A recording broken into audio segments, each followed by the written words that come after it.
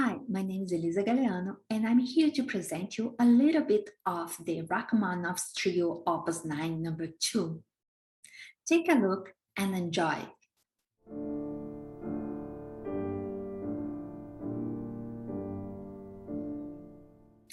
Rachmaninoff began work on his second trio on October 2nd, 1893, the day Tchaikovsky died, and finished it 7 weeks later on December 15th. The trio Elegiaque number 2 is dedicated to his master Tchaikovsky and specifically molded on and inspired by the piano trio in A minor Opus 50. Tchaikovsky trio was completed in 1882 and dedicated to the memory of his close friend and colleague at the Moscow Conservatory, the pianist Nicholas Rubinstein, who died in 1881. The wide range of textures, modes, tempi, and technical devices in this Rachmaninoff second trio are typical of large Romantic style works from this era. Rachmaninoff describes his experience of writing the trio through a letter he sent to Natalie Skellon in December 17th in 1893. Honestly, intensely, painstakingly. All my feelings and powers were devoted to it. I trembled for every phrase, sometimes crossed out absolutely everything and began to think about it all over again. The first performance took place on January 31st, 1894 in Moscow. The composer was not completely satisfied with the piece, leading him to revise it in 1907 and yet again in 1917. The final revision, 1917, was published in 1950 by Soviet State Publishing House and edited by Goldenweiser. The first movement is in sonata form structure and poses particular technical challenges for the pianist throughout, as will be demonstrated in the selected examples that follow. The opening motif, which extends to measure 60, features somber descending chromatic lines in the piano that accompany the sorrowful melodic lines in the strings. The melody is treated to extensive development throughout the movement. The first of significant technical challenges for the pianist begins in measure 61. In this passage, for two measures, the right hand plays octave chords in a descending chromatic pattern accompanied by broken chords in the left. In the two measures that follow, the right hand switches to an ascending broken chord pattern. In the tempo that Rachmaninoff prescribes, it is important that the pianist voice the top notes of the octave lines while playing the descending chords with quick and light wrist motions with overall horizontal movements of the arm.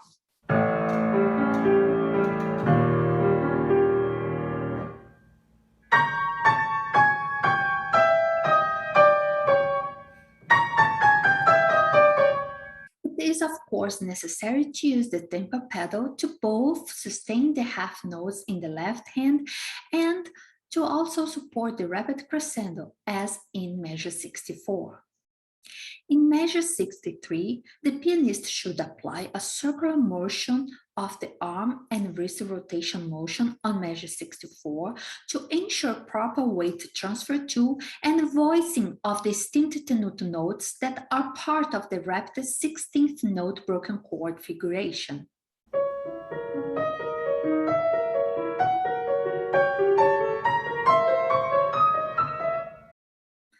Let's take a look at this passage in a live performance.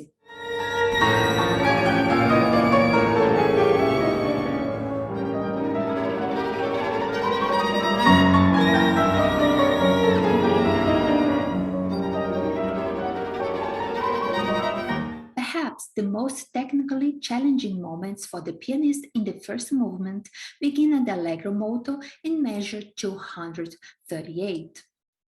In this virtuosistic passage, note that in measure 238, the left hand moves in descending chromatic octaves with the simple chords in the right hand.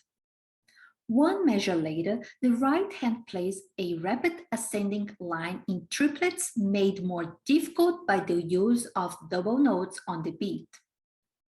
Seemingly unsatisfied with the degree of difficulty, Rachmaninoff writes a sequence of 16th notes featuring broken thirds and augmented seconds that accompany a chromatic upper voice, all in the right hand. In performance, it is important to keep the hand close to the keys at all times in this section, applying small, quick, and precise movements in addition to a circular arm motion on the triplets. Although the composer marks the passage fortissimo, a firm but light octave technique is necessary due to the rapid tempo. Otherwise, fatigue could result.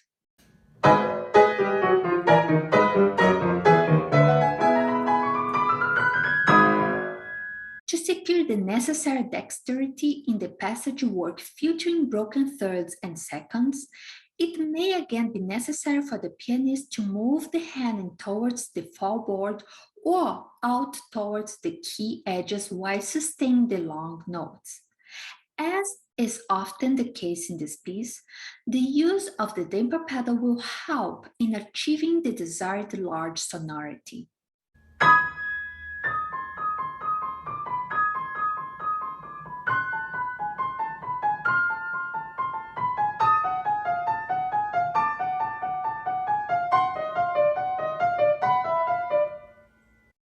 Once again, let's check this passage during a live performance.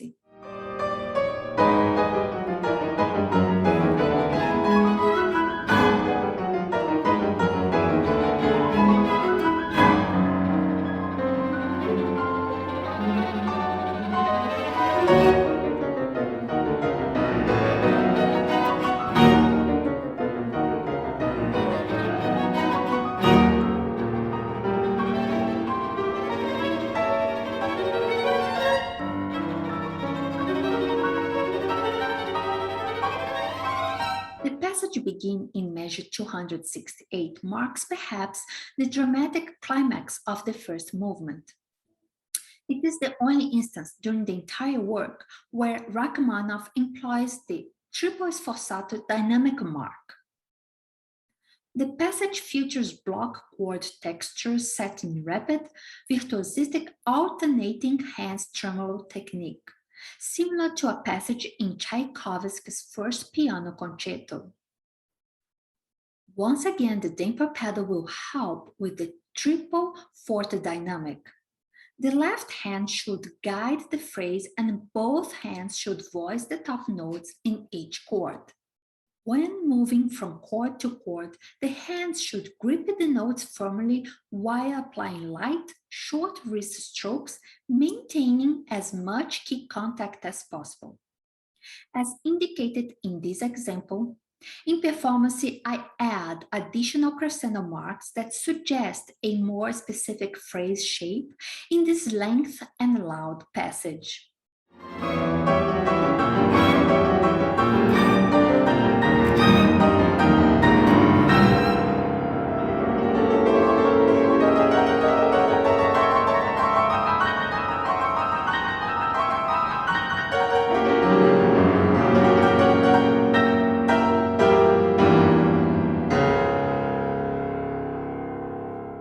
The second movement is comprised of a theme and 8 variations.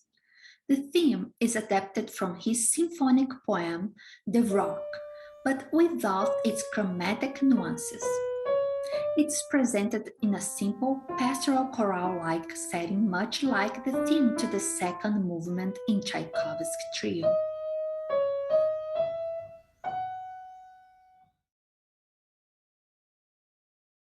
This movement projects a more hopeful tone with movements of lightness and tenderness after the darkness and intensity of the first movement. In this movement, I will call attention to 3 variations that pose significant technical challenges for the pianist. In variation 1, the right hand figuration requires the use of circular arm movements as well as lightly weighted high thumb positions so as to avoid inappropriate accents and unevenness.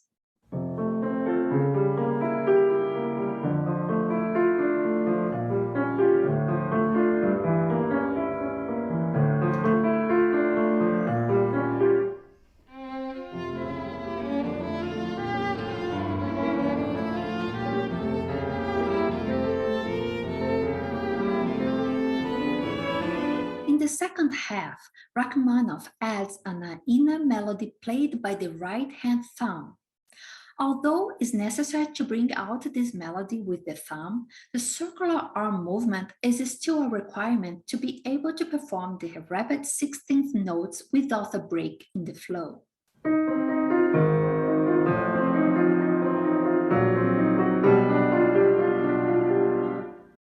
Here's the passage in a live performance.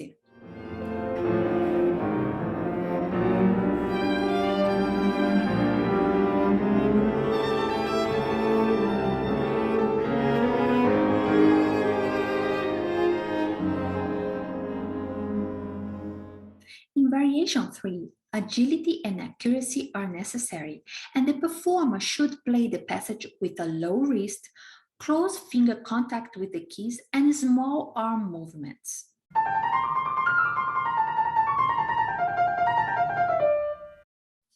In measure 14, note that the left hand joins the right hand at the octave, posing difficulties in finding balance and evenness between the hands. It is helpful to adopt a fingering as suggested in this example that will allow the thumbs to land together in measure 15, thereby ensuring better coordination of the hands during this passage.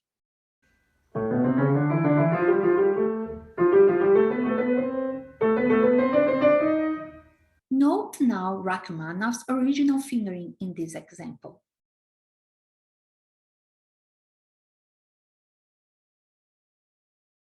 Let's watch this passage in the next video.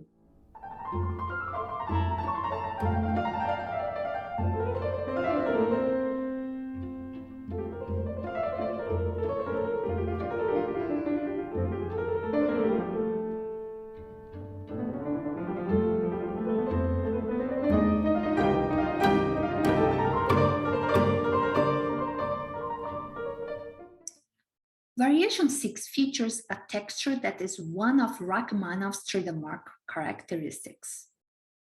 Here, in another polyphonic passage, the right hand plays both a melody in the top voice and accompanying pattern underneath, primarily in triplets, eighth notes.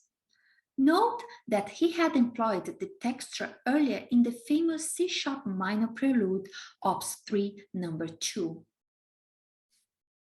In the performance of the trio, the right hand should employ small circular movements and remain close to the keys. This is necessary in order to project a singing melody while maintaining a light quality to the triplets, all the while maintain an unbroken flow.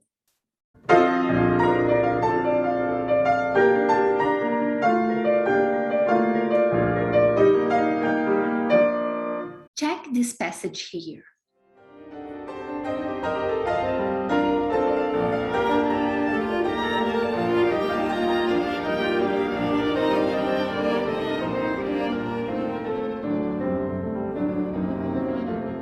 The third movement is the shortest, is intense and passionate, and demands much strength and endurance from the pianist. It functions like a coda with material from the first movement being recalled.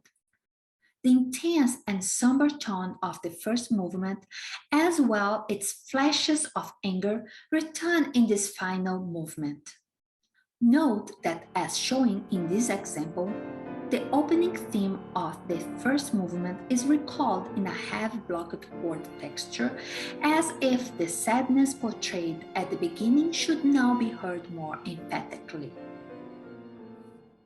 The movement opens with a cadenza-like piano solo that lasts for 24 measures, requiring solid octave technique and also solid control of the chords that often follow upward leaps. To ensure success in performance, I suggest that the leaps be approached with precise, well-planned motions that can help prevent rushing the tempo. The pianist should also find ways to shape the phrase and occasionally back off the volume, thereby avoiding an overwhelmingly heavy sonority while also guarding against fatigue in the arm muscles. Rachmaninoff indicates specific articulations that can help the pianist shape and color the passage while also providing specific moments for muscle relaxation. The main motif of this movement is based on the descending chromatic line presented in the first movement. Let's check this passage.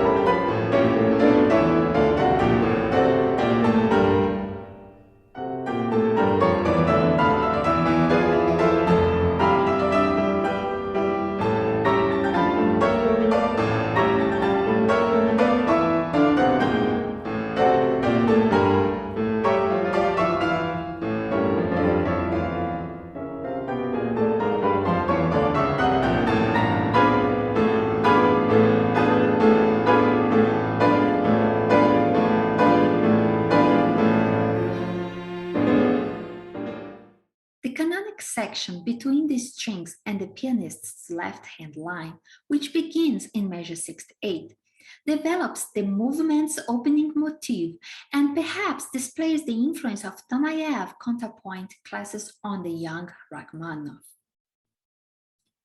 In this passage, the right hand provides a contrasting chromatic line in its top voice while supported underneath by broken chords 16th note triplets figuration. To help in clarifying fingering and note accuracy, I suggest practicing the passage as shown in this example. To further ensure success in performance of this passage, it is helpful to keep the hands close to the keys while concentrating on horizontal arm movements.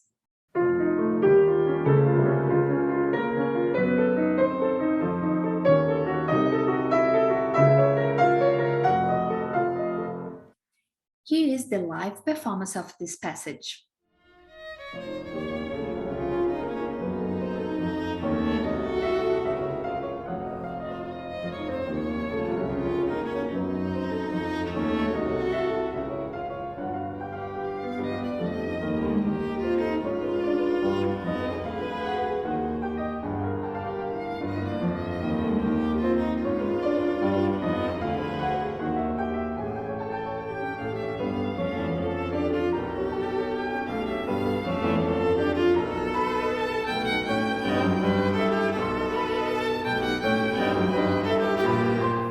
Powerful and climatic passage begins at the meno mosso in measure 89. The three instruments play the melody in a unisono at triple fortissimo dynamic. In the piano, the presentation of the melody in octaves combined with the heavy repeated chords demonstrate a texture similar to that found in Rachmaninoff's famous prelude in G minor, Op.9, number 5.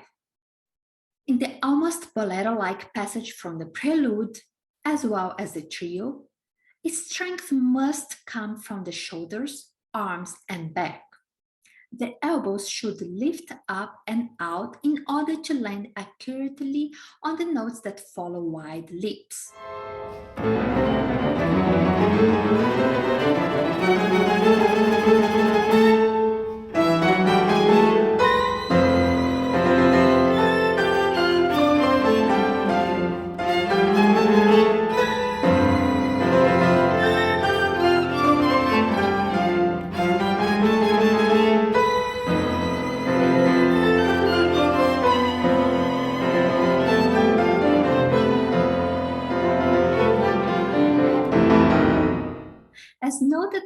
foregoing examples, the pianist faces a large variety of challenging technical features in performing this piece, all of which are typical of late 19th century piano music. More examples and suggestions you can find in my dissertation.